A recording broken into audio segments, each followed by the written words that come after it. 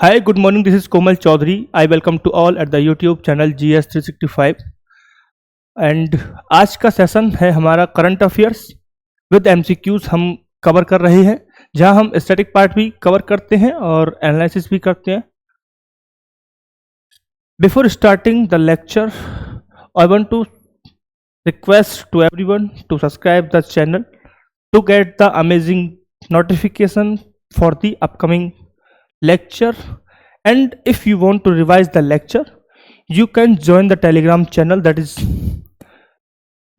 is GS 365 @u.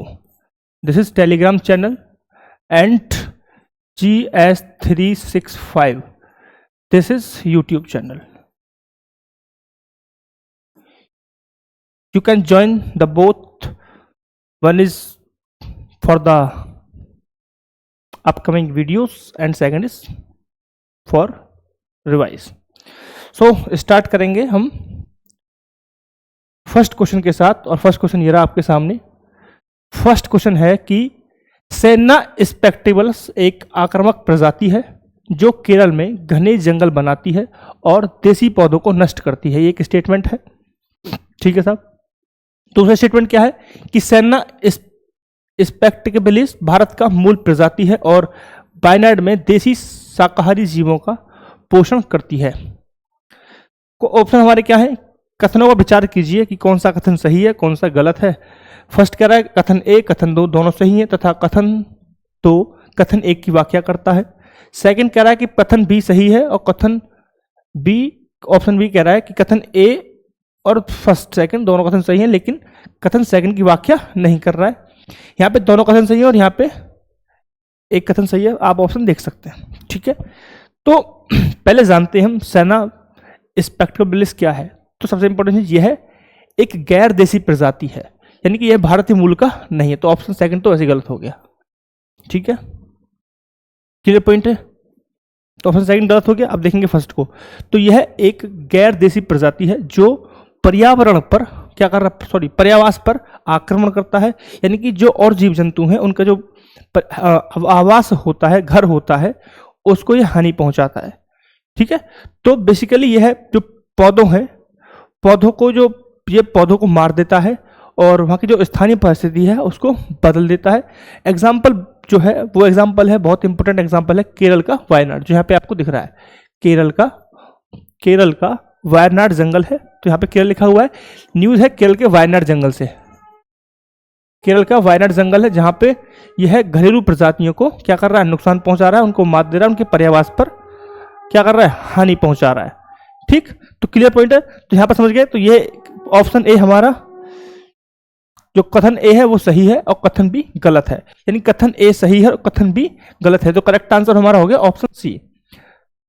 तो यह कौन सी प्रजाति है, आपको पता चलेगा देशज प्रजाति नहीं है, विदेशी प्रजाति है, आक्रामक प्रजाति है. हम पहली बात कर चुके हैं कि ऐसी प्रजाति जो देश में उत्पन्न, देश की विदेशी प्रजाति नहीं होती हैं, ऐसी प्रजातियां जो हम दूसरे स्थान से लाकर अपनी पारिस्थिति को नियंत्रित करने के लिए यहाँ पर लाते हैं, उनको क्या करते हैं, ट्रांसप्लांटिंग करते हैं. पौधों की अगर हम बात करें तो उससे कभी कभी हमें हानिकारक परिणाम, रिजल्ट देखने को मिलते हैं, जैसा कि एक केस हमने यहाँ पे देखा, ठीक है साहब, क्लियर पॉइंट है.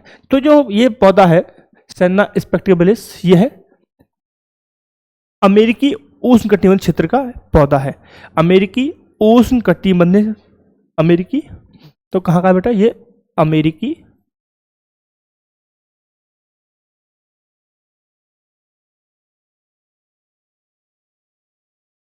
क्षेत्र का पौधा है. आपको समझ आ गई. आई होप कि आपको क्वेश्चन पता चल गया होगा और आपको इस पौधे के बारे में सफिशिएंट नॉलेज आ गई होगी, ठीक है. तो करेक्ट ऑप्शन हमारा हो गया सी. अब बढ़ेंगे हम नेक्स्ट के साथ.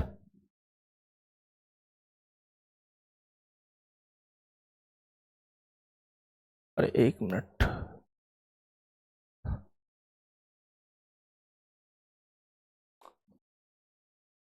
नेक्स्ट क्वेश्चन ये हमारा कि हाल ही में भारत ने लॉन्च किए हैं आदिवाणी प्लेटफॉर्म का प्राथमिक उद्देश्य क्या है। यानी कि बात कर रहे हैं हम यहाँ पे आदिवाणी प्लेटफॉर्म की। हम कल भी क्वेश्चन में डिस्कस कर चुके थे कि आदिवाणी जो प्लेटफॉर्म है वो किससे जुड़ा हुआ है, क्या पर्पज है उसका, क्यों लाया गया है। ठीक है, तो आदिवासी जिलों में भूमि अभिलेखों का डिजिटलीकरण करने के लिए। सेकंड ऑप्शन है आदिवासी उद्यमों में ई कॉमर्स की सुविधा के लिए, आदिवासी क्षेत्रों में वन आवरण की निगरानी के लिए, आदिवासी भाषाओं के लिए एआई संचालित क्या है अनुवाद प्लेटफॉर्म के रूप में। तो हमने कल बात की थी कि बेटा एक एप्लीकेशन भाषणी है, वो अलग पर्पज के लिए, वो ट्रांसलेटर है, लेकिन जनजातीय क्षेत्रों के लिए, स्पेसिफिक जनजातीय भाषाओं के लिए जो नया एप्लीकेशन है, नया एआई इंटीग्रेटेड टूल है, वो है आदिवाणी। हम डिस्कस कर चुके थे कल भी और आज यहाँ भी फिर से देखा है ये क्वेश्चन। तो ये हमारा हो गया option D is the correct answer, जहां मैं बताना चाह रहा हूं कि जो आदिवाणी है वह आदिवासी जो भाषाएं हैं उनको उनका जो ट्रांसलेट है, अनुवाद करने के लिए एक प्लेटफॉर्म बनाया गया है जो स्पेसिफिक किसके लिए है, आदिवासी भाषाओं के लिए है। ठीक है, तो यहाँ क्लोज इंपोर्टेंट वर्ड जो रहेगा वो इंपोर्टेंट वर्ड ये रहने वाला है कि यह सिर्फ आदिवासी भाषाओं के लिए काम करेगा, है ना। ये और भाषाओं से संबंधित नहीं है, सिर्फ आदिवासी जो भाषाएं होंगी, जैसे कि मैथिली हो गया, है ना, संथली हो गया, ये सब क्या है, आदिवासी भाषाएं हैं। इनको ट्रांसलेट करने के लिए अलग अलग भाषाओं में इसका प्रयोग करेंगे हम आदिवासी प्लेटफॉर्म का। ठीक है, किस मंत्रालय द्वारा लॉन्च किया गया इसे जनजाति मंत्रालय द्वारा लॉन्च किया गया। किसके द्वारा, जनजाति मंत्रालय के द्वारा। आप ये लिखेंगे जनजाति मंत्रालय के द्वारा इसे लॉन्च किया गया है।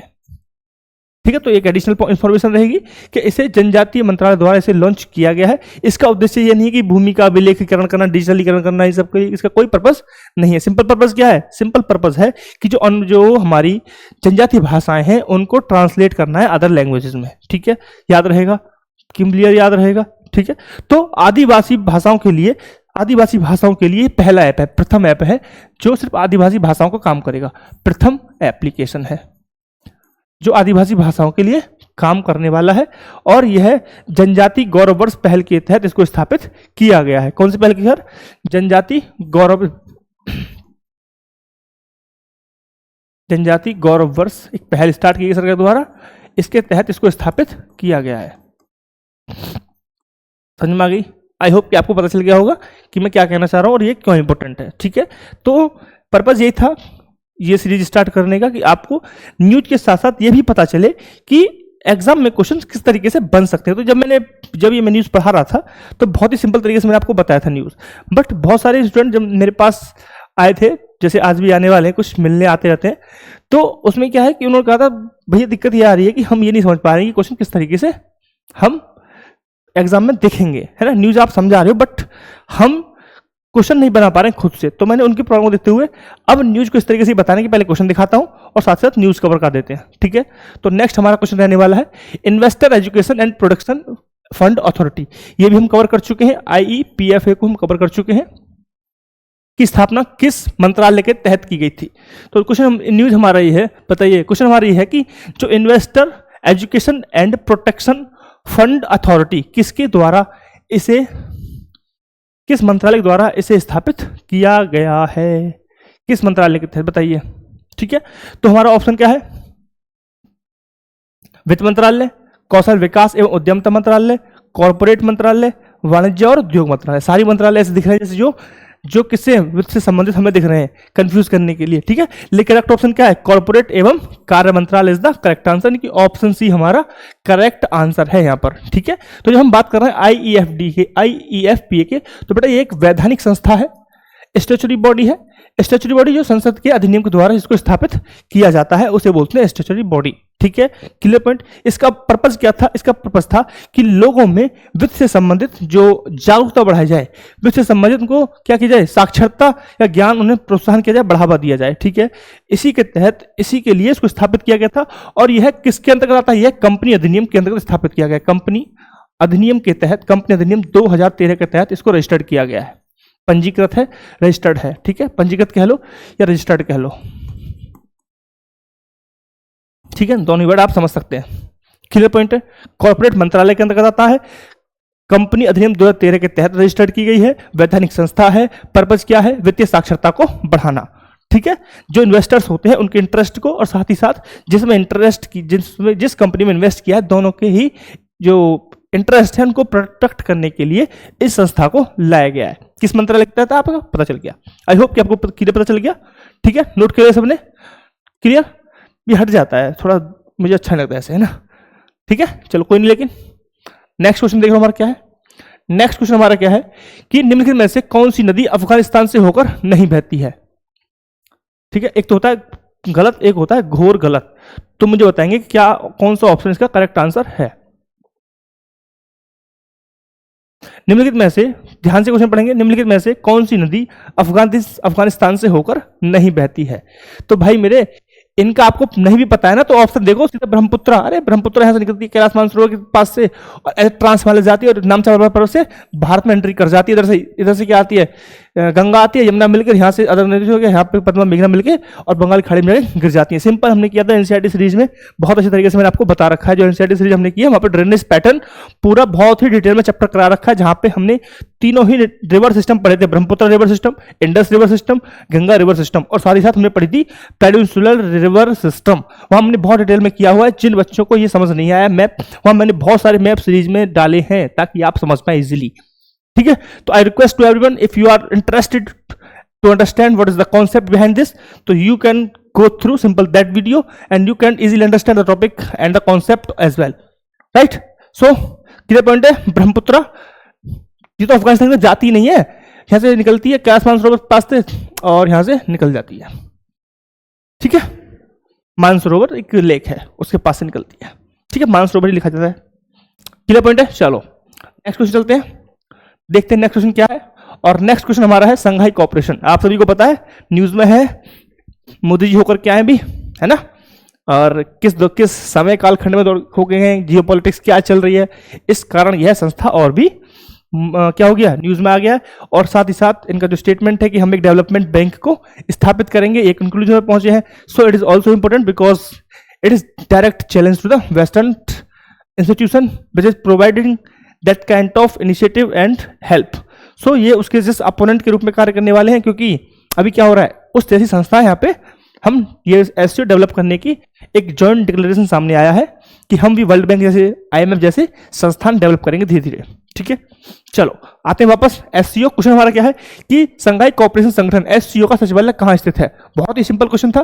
ताशकंद उज्बेकिस्तान, अरे तो गलती हो गया, है ना। बीजिंग मॉस्को रूस, तो करेक्ट आंसर है बेटा बीजिंग। क्या है करेक्ट आंसर हमारा, बीजिंग। क्या है, Beijing is the correct answer, right. इसकी स्थापना कब हुई थी, कब स्थापित हुआ था, 2001 में फॉर्मली आ चुका था एक प्रॉपर डॉक्यूमेंट के साथ कि एससीओ एक संगठन है ना।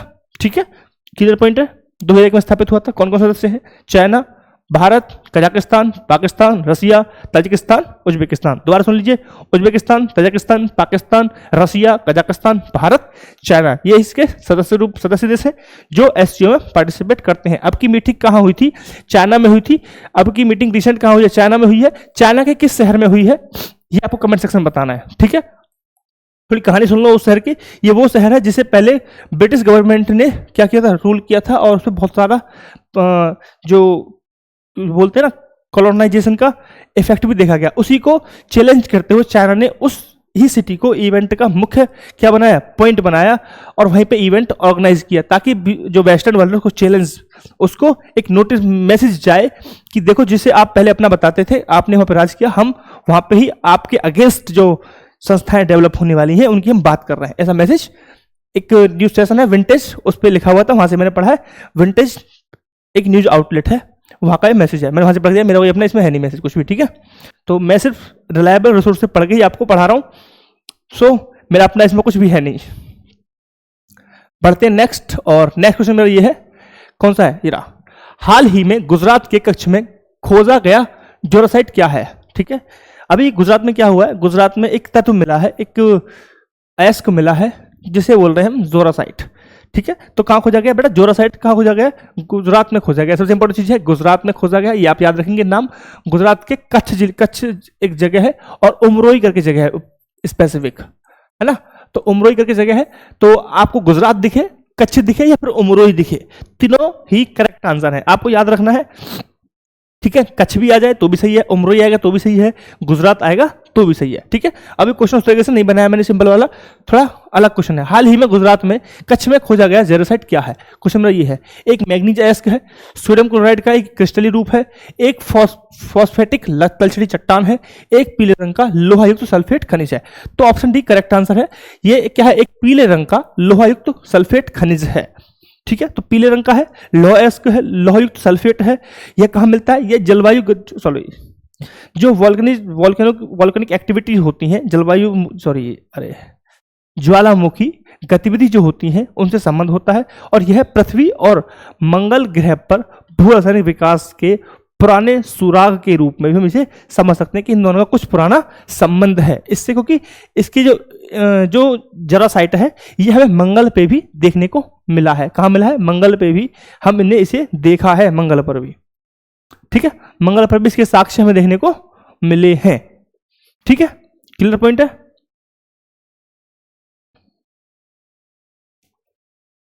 ठीक है, तो मुझे बताइए कि मंगल पर जब हम बात कर रहे हैं, एक मिनट, हाँ, मंगल पर किस मिशन के तहत, किस मिशन, कोई तो ऐसा मिशन है जिसके द्वारा हमने यह पता लगाया था कि ये वाला जो तत्व है, ये वाला जो एलिमेंट है, ये हमें मिला था। तो नासा का एक मिशन था, अरे ठीक है, 2004 में 2004 का एक मिशन था, अपॉर्चुनिटी रोवर। क्या नाम था बेटा? अपॉर्चुनिटी रोवर के नाम से था। लिख सकते हैं यहाँ पे अपॉर्चुनिटी, आप नोट करते रहिए ताकि ये हट जाएगा नहीं। तो अपॉर्चुनिटी रोवर करके एक मिशन था जो मंगल ग्रह पर गया था। कहाँ पे गया था? मंगल ग्रह पर गया था। कहाँ गया था बेटा? मंगल ग्रह पर गया था, जिसने ये पता लगाया था कि जेरोसाइट जैसा एक एलिमेंट है, जिससे ये प्रूफ हुआ था कि हाँ, चंद्रमा पर भी, सॉरी, मंगल ग्रह पर भी क्या हो सकता है? पानी हो सकता है। ठीक है, क्लियर पॉइंट है, क्लियर है। जब ये मंगल पे भी मिल रहा है और पृथ्वी पे भी मिल रहा है, तो क्या हो रहा है? ये पृथ्वी और मंगल ग्रह के बीच का जो रिश्ता है, जो संबंध है, उसके बारे में कहीं ना कहीं पुराने सबूतों के रूप में, सुरागों के रूप में, एक कड़ी के रूप में हम इसे समझ सकते हैं, देख सकते हैं। क्लियर पॉइंट है, क्लियर है यहाँ तक? तो option D is the correct answer. अब बढ़ेंगे हम नेक्स्ट क्वेश्चन की तरफ, और नेक्स्ट क्वेश्चन हमारा ये रहा आपकी स्क्रीन पर, बहुत ही महंगा वाला क्वेश्चन है, थोड़ा समझेंगे। BBNJ एग्रीमेंट, कौन सा? BBNJ एग्रीमेंट राष्ट्रीय क्षेत्र अधिकार से परे क्षेत्रों में समुद्री जैविक विविधता के संरक्षण और सतत उपयोग से संबोधित करता है। BBNJ एग्रीमेंट में समुद्री अनुवांशिक संस्थानों से प्राप्त लाभों के निष्पक्ष और न्याय संगत बंटवारे के प्रावधान शामिल है। BBNJ एग्रीमेंट पक्षकारों के सम्मेलन और सचिवालय जैसी संस्थान संरचनाओं की स्थापना करता है। ऑप्शन आपके सामने है। ठीक है, तो भाई BBNJ क्या है, क्या बवाल है BBNJ? तो BBNJ एक एग्रीमेंट है जो आपने सबने पढ़ा है, यूएन क्लॉज, सबने पढ़ा होगा यूएन क्लॉज, यूनाइटेड नेशंस का जो समुद्री कानून है, उस पर जो कन्वेंशन है, उसको बोलते हैं यूएन क्लॉज बोलते हैं, है ना? ठीक है, उससे जो आगे का सी है, हाई सी है, उस पर किस प्रकार राइट होंगे? महासागरों के जो वो क्षेत्र हैं जहां पर यूएन क्लॉज से संबंधित जो उनसे जो आगे का एरिया है, 200 नॉटिकल मील से आगे का जो एरिया होता है, जैसे कि यहाँ पे दिख रहा होगा, मैंने एक मैप लगाया है क्वेश्चन के बीच में भी, क्योंकि मुझसे रहा नहीं जाता जब तक कॉन्सेप्ट पता ना चले बच्चे को। नहीं है, कहाँ चला गया भाई? एक मिनट, लगाया था मैंने, ये रहा, वो आगे लगे ज़्यादा ही, है ना? तो ये 200 नॉटिकल मील है। यहाँ वाला जो एरिया बेटा, ये वाला जो एरिया है, इस वाले एरिया में, जो ये वाला एरिया है, इस वाले एरिया में जो जैव विविधता है, जो डाइवर्सिटी है ना, समुद्री जैव विविधता है, उस जैव विविधता के संरक्षण के लिए, उसके प्रयोग के लिए, है ना, किस तरीके से उसका प्रयोग करना है, किस तरीके से उसको मजबूत करना है ना, किस तरीके से उसका संरक्षण करना है, इन सब के लिए जो एग्रीमेंट है उसे बोल रहे हैं BBNJ एग्रीमेंट। समझ में आ गया? कौन से, किसके लिए बेटा? हाई सीज में जो जैव विविधता पाई जाती है, समुद्री जैव विविधता, उसके संरक्षण के लिए, उसके प्रयोग के लिए, है ना, या उससे कोई समझे कोई चैलेंज है उसको टैकल करने के लिए जो भी नियम कानून है, वो किसके तहत है? BBNJ एग्रीमेंट उसे बोलते हैं। ठीक है, क्लियर पॉइंट है? तो BBNJ तो हो गया एग्रीमेंट, है ना, BBNJ हो गया एग्रीमेंट। इस क्षेत्र को क्या बोलते हैं बेटा? इस क्षेत्र को बोलते हैं ABNJ क्षेत्र। क्या बोलेंगे? इस क्षेत्र को बोलते हैं ABNJ क्षेत्र। तो मैं ये कह सकता हूं क्या कि ABNJ क्षेत्र से संबंधित जो भी जैव विविधता है, उसके संबंध में क्या है, उसके संरक्षण के लिए एक क्या है, एग्रीमेंट है, जिसे बोलते हैं हम कौन सा एग्रीमेंट, कौन सा एग्रीमेंट बोलते हैं, उसे बोलते हैं BBNJ एग्रीमेंट। यहां तक क्लियर है? इसका उद्देश्य क्या है? इसका उद्देश्य सिंपल सा उद्देश्य है कि जो ABNJ क्षेत्र है उसकी जैव विविधता को संरक्षण करना है, उसे सतत प्रयोग करना है, उसको निष्पक्ष बनाना है और समावेशी रूप से इसे सबसे पहले इसको समावेशी रूप से इसका प्रयोग करना है, राइट। इससे पहले कुछ और भी है, इससे पहले ये UN क्लॉज का तीसरा ऐसा डॉक्यूमेंट है जो इससे संबंधित है, ठीक है। इससे पहले गहरे समुद्र में खनन हो गया है ना, मछलियों का स्टॉक हो गया, इन सब से संबंधित भी एक क्या है एग्रीमेंट आ चुका है, ठीक है। तो ये थर्ड वाला है जिसे हम बोल रहे हैं BBNJ एग्रीमेंट। तो ये तो हो गया हमारा अंडरस्टैंडिंग। अब समझते हैं क्वेश्चन क्या कह रहा है, ठीक है। तो क्वेश्चन क्या कह रहा है, BBNJ एग्रीमेंट राष्ट्रीय क्षेत्राधिकार से परे, अरे ठीक है, तो राष्ट्रीय क्षेत्राधिकार से परे यानी कि 200 नॉटिकल मील्स का जो राइट है किसी देश का, उससे आगे की समुद्री जैव विविधता को संरक्षण और सतत प्रयोग को संबोधित करता है, यानी कि करेक्ट ऑप्शन है। मैंने क्या बताया आपको कि जो 200 नॉटिकल मील्स है किसी भी देश की सीमा है, उससे आगे जो समुद्र है उसको बोलते हैं हाई सी। हाई सी से संबंधित जो भी क्लॉज होंगे, जो भी नियम कानून बनेगा, वो क्या होगा, BBNJ एग्रीमेंट है जो बना हुआ है ना, तो उसके प्रोटेक्शन के लिए है। तो सही कह रहा है कि राष्ट्रीय क्षेत्र से परे, राष्ट्रीय क्षेत्र की जो सीमा है उससे आगे का जो हाई सी है उससे संबंधित जैव विविधता और संरक्षण से संबंधित है।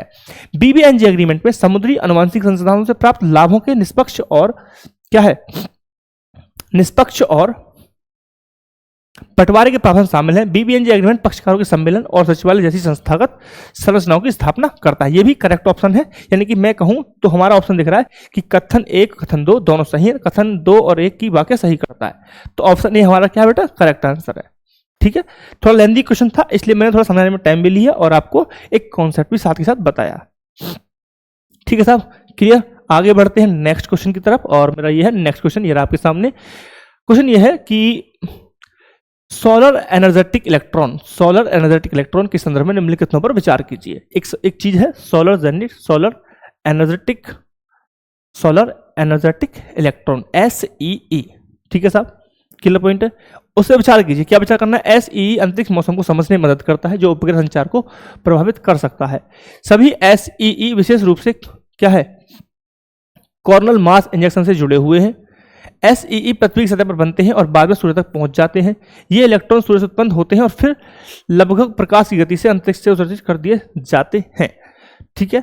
तो ऑप्शन अगर मैं बात करूं तो हमारा फोर्थ सही है और हमारा फर्स्ट वाला सही है। एक मिनट जाना मत, ठीक है। तो क्या हो गया, option B is the correct answer. कैसे बेटा, कि जो SEE होते हैं, ठीक है, ये क्वेश्चन आपके लिए हो सकता है नया हो, जो करंट फॉलो नहीं कर रहा है, राइट, उनके लिए नया क्वेश्चन हो सकता है और ये टर्म भी नया हो सकता है। तो समझिए SEE क्या होता है। SEE बेसिकली सूर्य से निकलने वाले जो उच्च ऊर्जा के इलेक्ट्रॉन्स होते हैं, जो कैसे निकलते हैं, जो सूर्य से निकलने वाली लपटें हो गई है ना, उनके द्वारा निकलते हैं और कॉर्नल मास इंजेक्शन के द्वारा ये जुड़े होते हैं, जैसे कि इसमें लिखा हुआ है, ठीक है।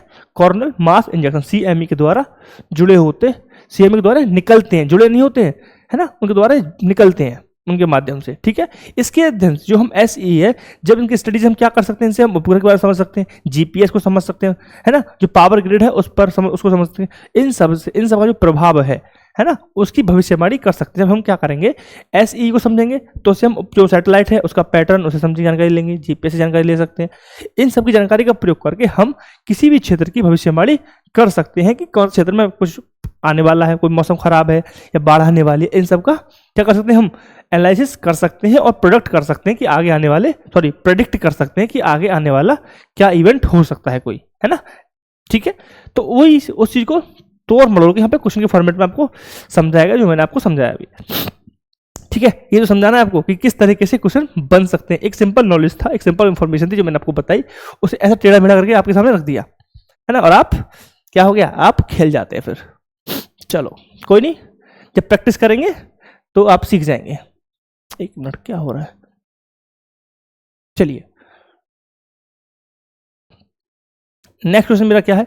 नेक्स्ट हमारा क्वेश्चन है संयुक्त सैन्य अभ्यास। कौन सा क्वेश्चन है, संयुक्त सैन्य अभ्यास, युद्ध अभ्यास भारत और किस देश के बीच प्रतिवर्ष आयोजित किया जाता है। बहुत ही सिंपल क्वेश्चन है, बहुत ही सिंपल, मतलब हलवा क्वेश्चन है कि युद्ध अभ्यास किस किस के मध्य किया जाता है। तो बेटा किसके मध्य, ऑप्शन क्या है, France, USA, Japan, United Nations. तो करेक्ट आंसर है ऑप्शन बी। और आपको ये याद रखना है, इसकी वजह ये है कि यूएसए और इंडिया के रिलेशन अभी बहुत ही ज़्यादा उतार चढ़ाव के दौर से गुजर रहे हैं और बहुत ही ज़्यादा हाईलाइटेड है ना, चाचा डोनाल्ड ट्रंप की वजह से। ठीक है, तो ये अभ्यास किस किस के मध्य होता है? तो ये अभ्यास होता है बेटा इंडिया वर्सेस यूएसए होता है ना। और यह कैसा समय है? यह एक वार्षिक सैन्य अभ्यास है।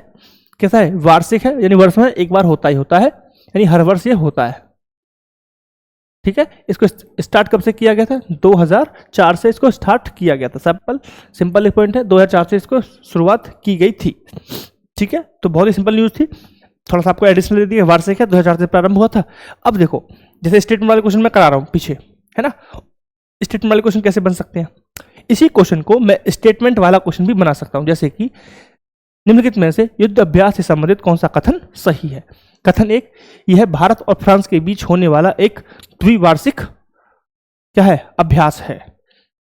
ठीक है, ऐसे भी बोल सकते हैं कि यह भारत और अमेरिका के बीच होने वाला द्विवार्षिक क्या है? अभ्यास है। अब मैंने वार्षिक को द्विवार्षिक बना दिया, बहुत ही छोटा चेंज किया, लेकिन पूरा स्टेटमेंट गलत हो गया।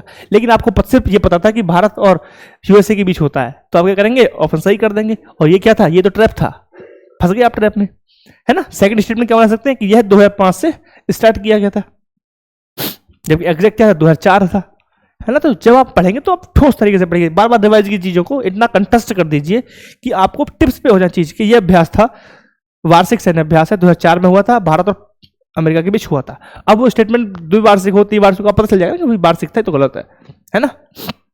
ठीक है, चलो बढ़ते हैं नेक्स्ट क्वेश्चन की तरफ। और मेरा नेक्स्ट क्वेश्चन ये रहा। नेक्स्ट क्वेश्चन क्या है बेटा? समुद्री क्षेत्रों के संदर्भ में निम्न कथनों पर विचार कीजिए, है ना। देखो, मेरे क्वेश्चन ज्यादातर ऐसे होंगे, निम्नलिखित कथनों पर विचार कीजिए, कथनों पर विचार, निम्नलिखित कथनों पर विचार कीजिए, है ना, क्योंकि लैंग्वेज क्या बना है? अनन्य आर्थिक क्षेत्र आधार रेखा से 200 नॉटिकल मीटर तक फैला हुआ होता है। सन्निहित क्षेत्र आधा क्षेत्र 24 मीटर मील दूर तक होता है। प्रादेशिक सागर आधार रेखा से 12 नॉटिकल मील दूर होता है। सभी कथन सही है क्या? ऑप्शन ए सही है, ऑप्शन बी सही है, ऑप्शन सी सही है, ऑप्शन डी सही है। बताइए, केवल एक, केवल दो, केवल तीन? तो बेटा सभी कथन यहाँ पे सही है, option C is the correct answer. जब हम बात करते हैं यूएन क्लॉज की, जैसे कि मैंने आपको दिखाया अभी नेक्स्ट इसी से आगे लगा हुआ वो स्लाइड ये रहा। ठीक है, तो एज जोन की बात कर रहा है बेटा, तो ये होती है कोस्ट लाइन, जिसे हिंदी में बोलते हैं प्रादेशिक रेखा, है ना। तो यहाँ से मापते हैं सब कुछ। ये क्या होता है? जैसे कि मेरा ये भारत है, ये हमारा भारत हो गया, ऐसे बना हुआ। तो ये वाला लास्ट पॉइंट है, ये है बेसिक लाइन, बेस लाइन। तो ये वाला क्षेत्र, इसमें ये वाला क्षेत्र क्या होता है? तो अपना हो ही गया, यहाँ से आगे काउंट करेंगे हम। ठीक है, तो ये बेस लाइन हो गया, बाहरी पॉइंट, उसे आएगा हम मापेंगे, है ना। इस तरीके से, जैसे कि यहाँ पे क्या है? ये है भारत का, तो यहाँ से मापेंगे, ये बेस लाइन हो गया भारत का, है ना। तो बेस लाइन समझ गए, बेस लाइन से आप हम नापते हैं। बेस लाइन बिल्कुल सबसे लास्ट पॉइंट होता है कि जो हमारी भूमि है उसका लास्ट पॉइंट जो होता है, अंतिम बिंदु होता है, उसे हम बोलते हैं बेस लाइन। उसे मैच की सीधी लाइन खींचते हैं, वो क्या हो गया? वो हो गया हमारा बेस लाइन। ठीक है साहब, तो ये हो गया टेरिटोरियल सी, ये 12 नॉटिकल मील होता है, और यहाँ से आगे फिर 12 नॉटिकल मील्स होता है। तो यहाँ से अगर काउंट करेंगे तो 24 आ गया, और यहाँ से आगे कितना करेंगे? 176 हो गया। लेकिन जब बेस लाइन से करूँगा तो ये 202 होगा, 200 नॉटिकल मील होता है। ठीक है, ये ये क्या है? यूएन क्लोज के अकॉर्डिंग है। यूएन क्लोज कब लाए गए थे बताएगा? 10 दिसंबर 1982। कब आया था? 10 दिसंबर 1982 में से लाया गया था। और कब से प्रभावी हुआ था बेटा? प्रभावी कब हुआ था? प्रभावी हुआ था 1994 में, ये इफेक्टिव हो गया था। यानी कि 1982 में आने के बाद भी यह 1994 तक प्रभावी हुआ। ठीक है, क्लियर पॉइंट नोट कर लिया सबने? बढ़े आगे, चलो चलते हैं आगे। और ये कुछ समझ में आ गया? तो ऑप्शन क्या बेटा? करेक्ट आंसर हो गया ऑप्शन सी। अब बढ़ते हैं नेक्स्ट क्वेश्चन की तरफ, और मेरा नेक्स्ट क्वेश्चन आपकी स्क्रीन पर दिख रहा होगा। भारत में मंगल ग्रह पर पाए जाने वाले जेरोसाइट खनिज के समान खनिज कहाँ खोजा गया? लो जी, एक और बहुत अच्छा क्वेश्चन आपके सामने दिख गया। ठीक है, एक और सामने वाला क्वेश्चन दिख गया कि भारत में मंगल ग्रह पर पाए जाने वाला एक खनिज, अभी हमने बात की जेरोसाइट की, कहाँ मिला था? गुजरात में मिला था, कच्छ में मिला था, और मटन मोगात में मिला था। सॉरी, मैंने वहां पे और मिल कुछ लिखा था, वो उसे करेक्ट कीजिएगा। करेक्ट क्या है? मटानुमाद। ठीक है, मटानुमाद कच्छ और गुजरात में ये मिला है। तो ये ऑप्शन हमारे गलत है, करेक्ट ऑप्शन हमारा क्या है? 1 है। ठीक है साहब, करेक्ट ऑप्शन क्या है? 1 है। Clear point? बाकी तो हम सब कुछ डिस्कस कर चुके हैं इससे संबंधित। ठीक है, चलो सब कर चुके हैं तो अच्छी बात है। आई होप कि आपको याद भी रहे थोड़ा सा। नेक्स्ट क्वेश्चन हमारा क्या है? नेक्स्ट क्वेश्चन मेरा, भारतीय रिजर्व बैंक द्वारा रेपो दर में 100 बेसिक पॉइंट अंकों की कटौती के बावजूद भारत की 10 वर्षीय सरकारी बॉन्ड की पैदावार में वृद्धि क्यों हुई? बेहतर बैंकिंग तरलता के कारण जिससे की मांग में कमी, भारत रुपये का मजबूत होना, उच्च राजकोषीय घाटा और उधार की आवश्यकताएं। ठीक है, तो भाई मेरे बेसिक पॉइंट में कमी करने के बाद भी क्या हो रहा है कि जी सैक गवर्नमेंट सिक्योरिटीज ज्यादा क्या की गई हैं, ज्यादा दी गई हैं। क्यों दी गई हैं? क्योंकि गवर्नमेंट सिक्योरिटीज देने के बाद ही, जब गवर्नमेंट सिक्योरिटी यानी आरबीआई अपनी सिक्योरिटीज रिलीज करता है, तभी वह क्या कर सकता है, बाहर से कहीं से भी अमाउंट उधार ले सकती है सरकार। ठीक है, तो सिक्योरिटी के आधार पर ही उधार दिया जाता है। तो भाई राजकोषीय घाटा बढ़ रहा है, उस घाटे को कम करने के सरकार क्या ले रही है, उधार लेती है। देखो राजकोषीय घाटा,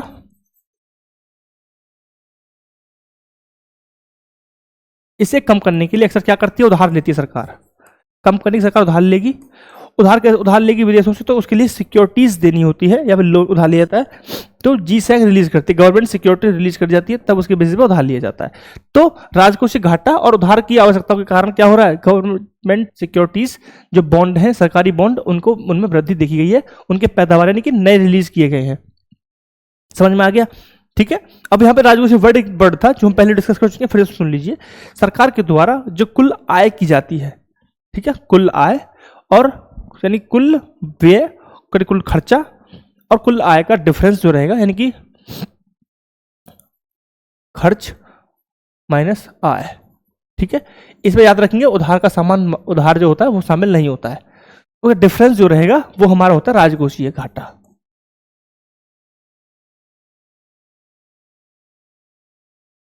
ठीक है, इसी को कम करने की सरकार क्या करती है, अपनी कुछ कंपनियों से विनिवेश करती है, यानी कि अपना कुछ क्या करता है, अपने शेयर बेच देती है, वहां से फिर पैसा आता है ताकि राजकोषीय घाटा कम हो, है ना। सरकार के अलग अलग टूल है जिसका प्रयोग करके वो राजकोषीय घाटे को कम करती है ना। तो यहाँ पे इनमें से एक क्या है, जी सैक, गवर्नमेंट सिक्योरिटी, गवर्नमेंट जो बॉन्ड है, सरकारी बॉन्ड, उनको बाजार में लाना ताकि सरकार पैसे इकट्ठे कर सके। ठीक है, सरकार यहाँ पैसे कर सकती है कि सरकार बॉन्ड जारी कर सकती है, उसके साथ क्या करेगी सरकार, साथ साथ बॉन्ड जारी करेगी, और फिर क्या कर सकते हैं, लोगों से भी पैसा यहाँ पे इकट्ठा कर सकती है सरकार, है ना। मार्केट में बॉन्ड लाएंगे, कोई भी खरीद सकता है उस बॉन्ड को, पैसे दे दीजिए। ठीक है ना, चलो। तो भाई करेक्ट ऑप्शन हमारा कौन सा हो गया, उच्च राजकोषीय घाटा और उधार की अवधारणाएं। ठीक है, तो अब नेक्स्ट क्वेश्चन से चलेंगे। नेक्स्ट क्वेश्चन मेरा क्या है, बहुत ही सिंपल सा क्वेश्चन मुझे दिख रहा है कि भारतीय आयुर्विज्ञान अनुसंधान परिषद, आ जा भाई, एक मिनट, क्या नहीं रहा है,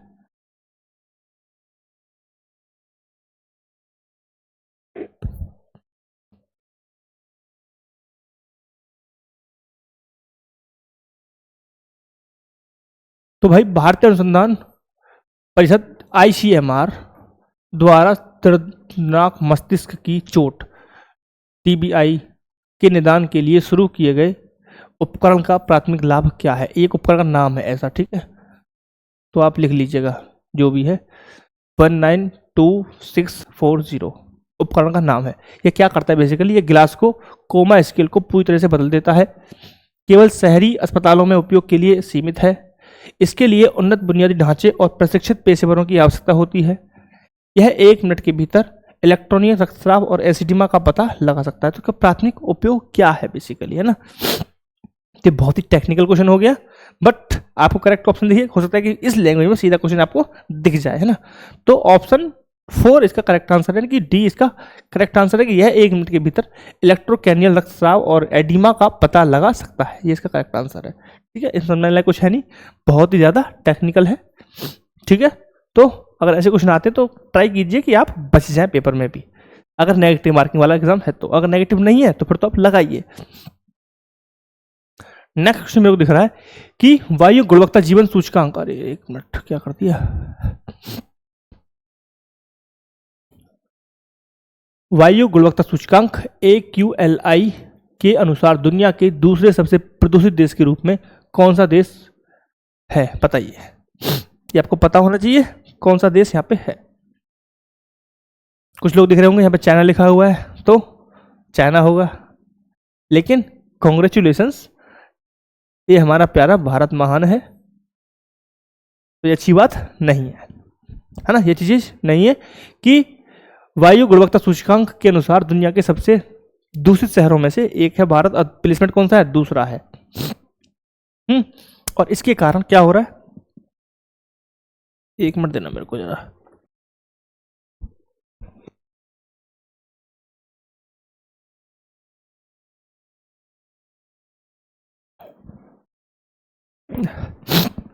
सॉरी, हाँ तो बैक टॉपिक। तो मुझे बताइए कि तबीयत अच्छी नहीं है भाई, क्लास रिकॉर्ड कर रहा हूँ ना, फिर भी कोई दिक्कत नहीं, पढ़ो बस तुम। तो इसके कारण क्या हो रहा है, प्रदूषण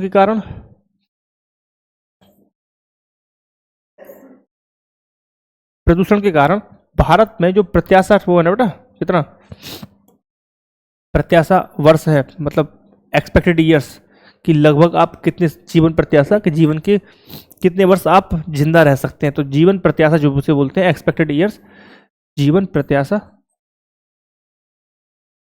को इसने 3.5 वर्ष कम कर दिया है प्रदूषण की वजह से, ठीक है। और दिल्ली में 8.5 वर्ष है।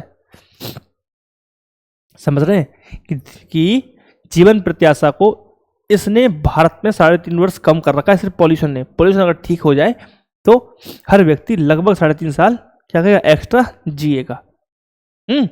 और दिल्ली में ये एक डाटा कितना है, स्पेसिफिक दिल्ली की बात करें, दिल्ली पर क्या प्रभाव है, तो दिल्ली पर प्रभाव की बात करो तो 8.5 वर्ष है ये। अब मैं हवा में नहीं बोल रहा हूँ, ये रिपोर्ट कह रही है AQLI, ये रिपोर्ट पढ़ के मैं बोल रहा हूँ, पूरी रिपोर्ट देखी है। समझ रहे हैं। इस रिपोर्ट को लॉन्च कौन करता है, कौन निकालता है, सबसे पहले टॉपर कौन है भाई, है ना। तो ये तो क्या हो गया, सेकंड है, सेकंड। टॉपर कौन है, तो फर्स्ट रैंकर है हमारा प्यारा पड़ोसी बांग्लादेश। इन्होंने फर्स्ट की ट्रॉफी उठा रखी है भाई, कि सर फर्स्ट तो हम ही लेंगे, आपको आने नहीं देंगे फर्स्ट को, ठीक है। चाइना ने अपने आप को बहुत ज़्यादा एकदम बहुत प्रगति की है, बहुत ज़्यादा एकदम किया है। तो 40% एक साथ उन्होंने डाउन मारा है अपने आप को, है ना। बहुत अच्छे कार्य किए हैं। कभी कभी ऐसा लगता है कि जो ऑथोरिटेरियन रूल है वो अच्छा ही होता है ना। हरदम टें टें कि ये हो रहा है, सरकार कुछ भी करे उसके अगेंस्ट में पहले आ जाते हैं उतर के लोग। तो कभी कभी कुछ चीज़ों के लिए जो ऑथोरिटेरियन रिजीम होता है वो ठीक होता है, ठीक है। तो ये हो गया हमारा फर्स्ट पोजीशन इनके पास है, सेकंड हमने ले रखी है। कौन रिलीज करता है, तो प्रोफेसर माइकल ग्रीनस्टोन। कौन, professor Michael Greenstone, professor Michael Greenstone और प्लस शिकागो विश्वविद्यालय, शिकागो विश्वविद्यालय है एक, दोनों मिलके इसको रिलीज करते हैं, ठीक है। अब हम ये कह सकते हैं कि देखो दूसरा कोई देश रिलीज कर रहा है तो हम उसको नहीं मानेंगे और ये सब ठीक नहीं है ना, वो एक अलग ग्राउंड हो सकता है। लेकिन इस रिपोर्ट में थोड़ी भी सच्चाई है, तो ये कंसर्न की बात है और अच्छी बात नहीं है कि हमने सेकंड पोजीशन यहाँ पे ले रखी है। चले नेक्स्ट क्वेश्चन की तरफ। बहुत ही प्यारा क्वेश्चन नेक्स्ट हमारा ये रहा आपके सामने कि केंद्रीय मंत्री गिरिराज सिंह द्वारा लॉन्च किया गया कपास किसान ऐप का उद्देश्य क्या है। एक कपास किसान ऐप लॉन्च किया गया है गिरिराज जी के द्वारा, है ना। अरे ठीक है, एक पॉइंट और याद आ गया और थोड़ा खुश हो लो कि भारत एशिया का, दक्षिण एशिया का सबसे दूषित शहरों में से भी एक है। तो मतलब रिलेवेंट होकर कोई दिक्कत नहीं इसकी। अब पढ़ेंगे नेक्स्ट क्वेश्चन की तरफ बढ़ेंगे हम, और नेक्स्ट क्वेश्चन हमारा क्या है, कपास किसान ऐप के बारे में जानेंगे। तो इसे पहले तो MSP योजना के तहत स्थापित किया गया, MSP योजना के तहत है ये,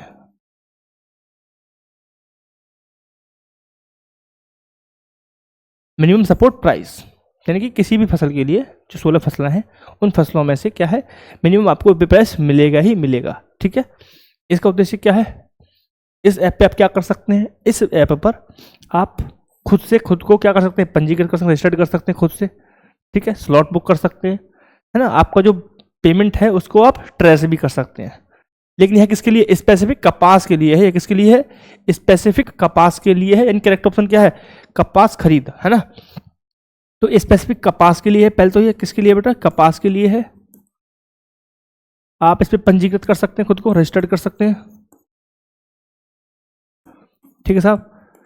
स्लॉट बुक कर सकते हैं,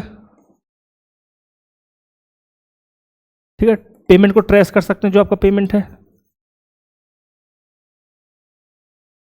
पेमेंट ट्रेस भी यहाँ पे कर सकते हैं। तो ये सब चीज़ें इस ऐप के माध्यम से की जा सकती हैं। इससे क्या होगा कि हमने देखा कि जब हम सब कुछ क्या हो रहा है, ऑनलाइन हो रहा है, तो अपने पेमेंट को ट्रेस कर सकते हैं, तो क्या बढ़ेगी बेटा, पारदर्शिता बढ़ेगी, ट्रांसपेरेंसी बढ़ेगी, पारदर्शिता बढ़ जाएगी, बढ़ेगी नहीं बढ़ेगी, ठीक है।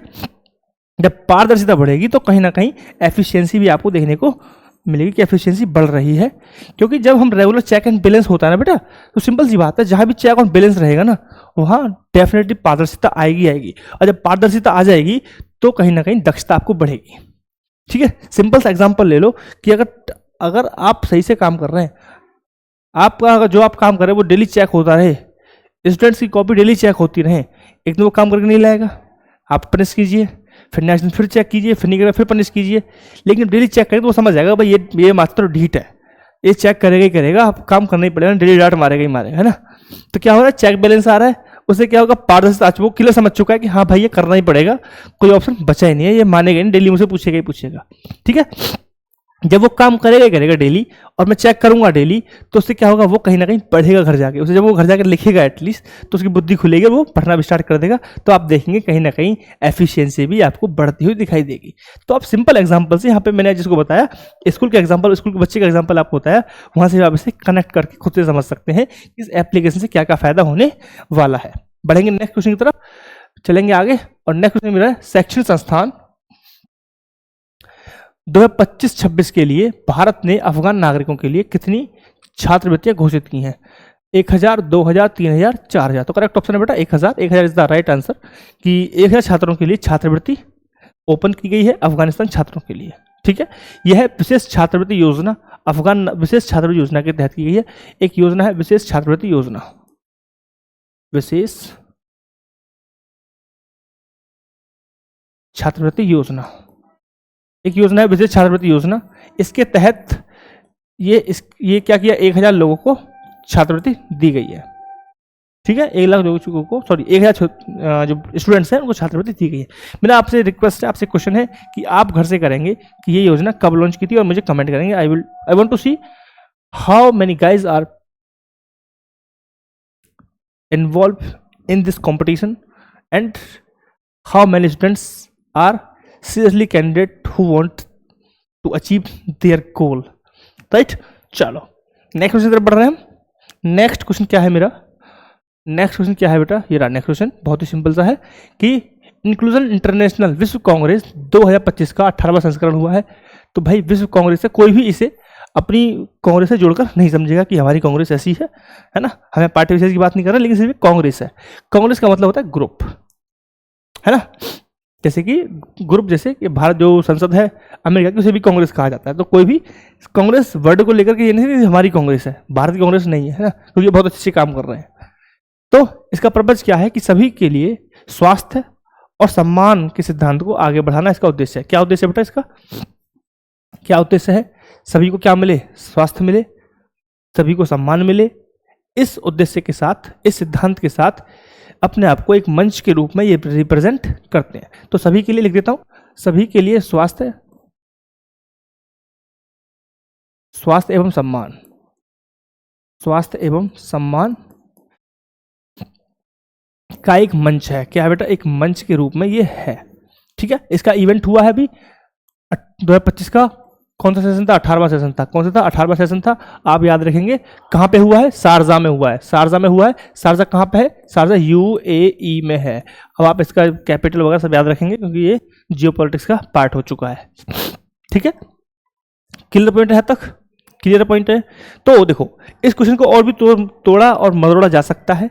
जैसे कि मैं सिंपल ये कह सकता हूँ कि विश्व जो इन्फ्लुएंस समावेशी अंतर्राष्ट्रीय विश्व कांग्रेस, इंक्लूजन मतलब समावेशी, यहां देखो दूसरा नाम भी आ सकता है समावेशी, समावेशी अंतर्राष्ट्रीय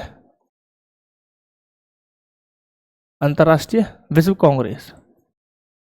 बेटा ये सब चीज़ आपको याद रखनी है, हिंदी में भी याद रखना है, इंग्लिश में भी याद रखना है, क्योंकि ठीक है आप ये मत समझिए कि इंग्लिश बहुत टफ चीज़ है और हिंदी बहुत टफ चीज़ है। जो जिनको हिंदी नहीं आती है उनके लिए हिंदी बहुत टफ है, जिनको इंग्लिश नहीं आती उनके लिए इंग्लिश टफ है ना। तो क्वेश्चन इस तरीके से भी आ सकता है कि इंक्लूजन है ना, समावेशी, इंक्लूजन इंटरनेशनल की विश्व कांग्रेस 2025 का सम्मेलन कहाँ हुआ था, ये आपके सामने है। यह कौन सा संस्करण था, ये क्वेश्चन बन सकता है। इसका उद्देश्य क्या है, ये क्वेश्चन बन सकता है ना, ठीक है ना। और ये भी क्वेश्चन बन सकता है कि विश्व कांग्रेस का 18वां सम्मेलन किस वर्ष हुआ था, 2025 में हुआ था। ये भी क्वेश्चन बन सकता है। कहाँ पे हुआ था, शारजा में हुआ था। शारजा यूएई में पड़ता है। यूएई की कैपिटल क्या है, ये आपको ये पता होना चाहिए, है ना। वहाँ के प्रिंस कह लो आप, वो कौन है ना। तो भाई सब कुछ पता होना चाहिए, जब आप न्यूज़ ओपन करते हो सब कुछ पता होना चाहिए, है ना। पर्पस तो ये है कि सारी प्रॉब्लम आपके साथ रिजॉल्व कर दी जाए, साथ ही साथ पर कुछ चीज़ें आपको भी करनी है, ठीक है। तो इसमें समझते एक और चीज़ है कि ये जो मेना का एरिया है, MENA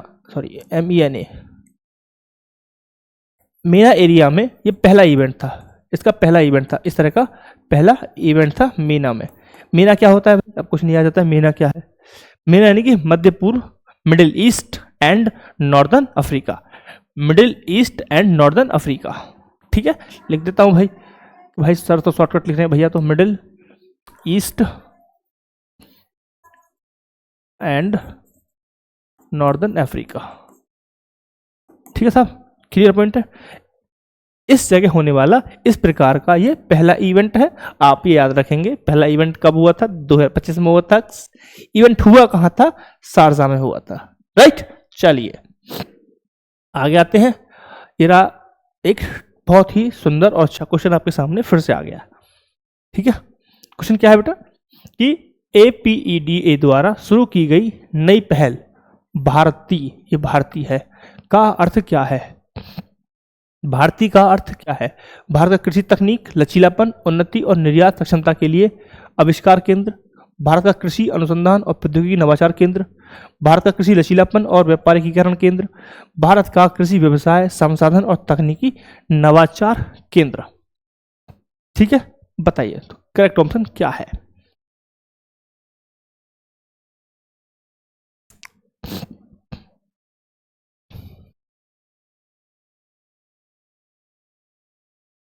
तो बताइए भाई सही ऑप्शन क्या है। जो बच्चे न्यूज़ फॉलो जिन्होंने की हैं मेरे को बताइए कि करेक्ट ऑप्शन क्या है। तो भाई करेक्ट ऑप्शन है हमारा option number 1 is the correct answer. ये आपका सही आंसर है। ये क्या है, ये सही आंसर है, ठीक है। जानते थोड़ा सा इसके बारे में। तो जो ये भारतीय एप्लीकेशन है, भारतीय पहल है जिसे हम बोल रहे हैं, यह कृषि जो कृषि खाद्य संबंधित स्टार्टअप्स हैं उनको समर्थन करेगा ताकि वो क्या कर सकें, एक्सपोर्ट कर सकें, ठीक है। Clear point. भारतीय का मतलब सिंपल है, कृषि, टेक्नोलॉजी, लचीलापन, उन्नति और निर्यात क्षमता के लिए, एक्सपोर्ट की बात यहाँ पे की जा रही है, उसके लिए एक आविष्कार केंद्र के रूप में, एक रिसर्च विंग के रूप में यह कार्य करेगा। उद्देश्य क्या है, इसका उद्देश्य है कि 2030 तक, क्या बेटा 2030 तक क्या करेगा, इसको क्या उद्देश्य है बताओ, किसी ने पढ़ाओ थोड़ा बहुत, कि 2030 तक जो एक्सपोर्ट टारगेट है, एक्सपोर्ट टारगेट कितना रखा है, एक्सपोर्ट टारगेट कितना रखा है बताओ कोई, थोड़ा तो पढ़ रहे होगे ना भाई, है नहीं पढ़ रहे क्या बिल्कुल भी। तो $50 बिलियन का टारगेट रखा गया, कितना रखा गया, $50 बिलियन का टारगेट रखा गया है इसके लिए, ठीक है। ये अलग से आप पढ़ सकते हैं, एक सिंपल क्वेश्चन इस न्यूज से जुड़ा हुआ इससे बन सकता है, ठीक है साहब, क्लियर पॉइंट है। अब आते हैं, एक वर्ड है APEDA, ये क्या है, ये है agriculture and processing food, agriculture and processing food export development authority, export and development authority, ठीक है। जो क्या करती है कि जो कृषि एक्सपोर्ट होता है, जो कृषि एग्रीकल्चर फूड होते हैं जो एक्सपोर्ट करता है उसको बढ़ावा देना इसका उद्देश्य है, ठीक है। तो जो एग्रीकल्चर फूड होते हैं, एग्रीकल्चर से रिलेटेड फूड होते हैं, उनको एक्सपोर्ट करने का टारगेट है, इसका उद्देश्य है, ठीक है साहब, क्लियर पॉइंट है। चले आगे, चलो चलिए नेक्स्ट क्वेश्चन क्या है हमारा, भारतीय खाद्य सुरक्षा और मानक प्राधिकरण FSSAI के नवनियुक्त मुख्य कार्यकारी अधिकारी कौन हैं? जो सितंबर 2025 जिन्होंने चार्ज लिया है, और ये है राजित पुन्हानी। क्या नाम है इनका? राजित पुन्हानी। ठीक है, 1 सितंबर 2025 से इन्होंने क्या लिया? चार्ज लिया है। लिखा हुआ है 1 सितंबर 2025 से चार्ज लिया है। ये 1991 बैच की, 1991 वाले बैच की IAS ऑफिसर हैं। ठीक है, आप ये याद रख सकते हैं, it is not important, but आपको पता होना चाहिए कि FSSAI के चेयरमैन नहीं कौन है, कौन अध्यक्ष जिन्होंने अभी कार्यभार संभाला है 1 सितंबर 2025 को। नाम क्या है उनका? राजित पुन्हानी। ठीक है साहब, क्लियर पॉइंट है। और आज का लास्ट क्वेश्चन रहने वाला है, वो हमारा है ये रहा। ये हमारा लास्ट क्वेश्चन है, आई होप लास्ट ईयर। ठीक है, तो भारत और थाईलैंड के बीच द्विपक्षीय सैन्य अभ्यास है, एक्सरसाइज है मैत्री। एक्सरसाइज मैत्री के 14वें संस्करण का आयोजन कहाँ हो रहा है? ठीक है, तो आप याद रखेंगे एक्सरसाइज मैत्री इंडिया और थाईलैंड के बीच होता है। पहले तो ये आपको पता होना चाहिए, इंडिया एंड थाईलैंड के बीच होता है। ठीक है, अभी कौन सा संस्करण? 14वां संस्करण हुआ है। ठीक है, कहाँ पे हुआ है बेटा? ये कहाँ पे हो रहा है बताओ कोई? कहाँ पे हो रहा है? ये मेघालय में हो रहा है ना, मेघालय में हो रहा है। उमरोई, जो मैंने वहाँ पे दिख दिया था वो ये है उमरोई। उमरोई जगह में हो रहा है, मेघालय में हो रहा है। ठीक है, तो कहाँ पे हो रहा है? उमरोई मेघालय में हो रहा है, यहाँ पे लिख लीजिए। एक इंपॉर्टेंट चीज यह क्या होता है? ये अल्टरनेटिव होता है। एक बार क्या होगा? एक बार भारत में होगा, एक बार थाईलैंड में होगा। तो पिछला संस्करण जो हुआ था, लास्ट वाला सेशन जो हुआ था, लास्ट सेशन जो हुआ था वह कहाँ पे हुआ था? वह थाईलैंड में हुआ था। ठीक है, और अभी वाला भारत में हो रहा है। कहाँ पर? मेघालय में उमरोई। उमरोई एक प्लेस है। ठीक है, उमरोई का एक प्लेस है जो जॉइंट जो क्या है, JTC जॉइंट ट्रेनिंग सेंटर है एक उमरोई में, वहाँ पे ये हो रहा है। और यह इवेंट कब से स्टार्ट हुआ बेटा? यह इवेंट 2006 से स्टार्ट हुआ है भारत और थाईलैंड के बीच। ठीक है, और तब से ही एक बार भारत करता है ऑर्गेनाइज, एक बार थाईलैंड करता है, और इसमें कोई और अलग देश इसमें पार्टिसिपेट नहीं करता है। तो आप ये कह सकते हैं कि यह केवल एक द्विपक्षीय एक्सरसाइज है, यानी कि इसमें 2 पक्ष शामिल होते हैं। एक कौन होता है? एक थाईलैंड और एक भारत इसमें शामिल होता है। ठीक है साहब, क्लियर पॉइंट है। और so this is last question and thank you very much for the watching this video. I hope आपको बहुत ही इंपॉर्टेंट और मज़ा आया क्वेश्चन देख के, एंड आपको प्रैक्टिस ही आपको परफेक्ट बनाती है। आप थ्योरीज पढ़ सकते हैं, बट क्वेश्चन कैसे बनता है इसकी नॉलेज भी आपको पता होनी चाहिए। So thank you very much for the watching this video and have a great future you have.